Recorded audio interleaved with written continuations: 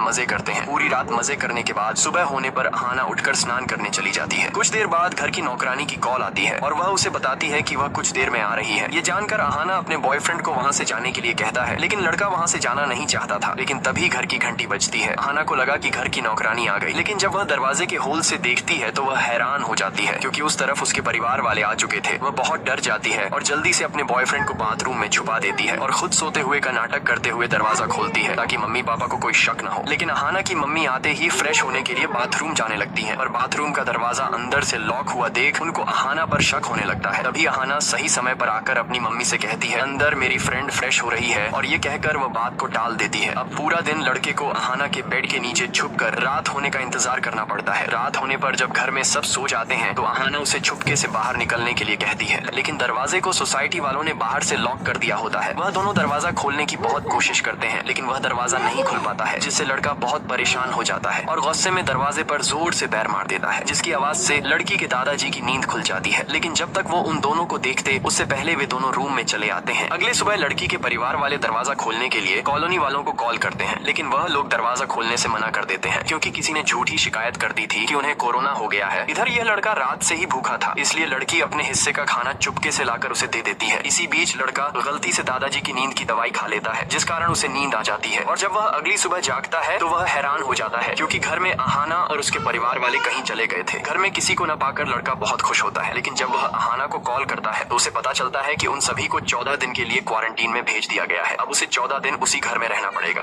लड़का जैसे तैसे करके 14 दिन वहाँ गुजार लेता है। 14 दिन बाद जब अहाना घर आती है तो वह खुश होने के बजाय बहुत परेशान थी। जब लड़का परेशान होने की वजह पूछता है तो अहाना बताती है कि वह प्रेग्नेंट है। ये सुनकर वह भी परेशान हो जाता है, लेकिन वह अहाना से पूछता है, ये कैसे हो सकता है? हमने तो सिर्फ एक बार किया था और उस दिन भी मैंने प्रोटेक्शन यूज किया था, तो तुम प्रेग्नेंट कैसे हो सकती हो? हर्ष के ऐसे बोलने पर अहाना बहुत नाराज हो जाती है, क्योंकि उसे लगा था कि वो दोनों मिलकर इस समस्या का हल निकाल लेंगे, पर हर्ष तो उल्टा उस पर ही शक कर रहा था। इसलिए अब अहाना उसे अपने घर से बाहर निकलने के लिए कहती है। इतने में उसके मम्मी पापा लड़के को देख लेते हैं, जिनसे वे दोनों हैरान हो जाते हैं, क्योंकि उन्हें इस लड़के के बारे में कुछ नहीं पता होता कि वह उसके घर में उसकी बेटी के साथ क्या कर रहा था। वे अहाना से इस लड़के के बारे में पूछते हैं तो अहाना रोते हुए बताती है कि मैं प्रेग्नेंट हूँ। ये सुनकर वे सभी भी परेशान हो जाते हैं, लेकिन अब कर भी क्या सकते हैं? अहाना के पेरेंट्स लड़के को मार पीट कर वहाँ से निकाल देते हैं। उस दिन के बाद लड़का पूरी तरह से उदास रहने लगता है। उसे इस बात की भी चिंता हो रही थी कि अहाना अपने परिवार का सामना कैसे कर रही होगी। अब हर्ष को ऐसी हालत में देख उसकी मम्मी भी परेशान होने लगती है, इसलिए वह हर्ष के दोस्त को कॉल करके पता करती है कि आखिर बात क्या है। तब उसे अहाना और उसकी प्रेगनेंसी के बारे में पता चलता है। पहले तो उसे भी बहुत गुस्सा आता है, लेकिन बाद में वह हर्ष को लेकर अहाना के घर आ जाती है और अहाना के पापा से बात करके शादी के लिए मना लेती है। फिर कुछ महीनों के बाद हम देखते हैं कि उसे एक बेटी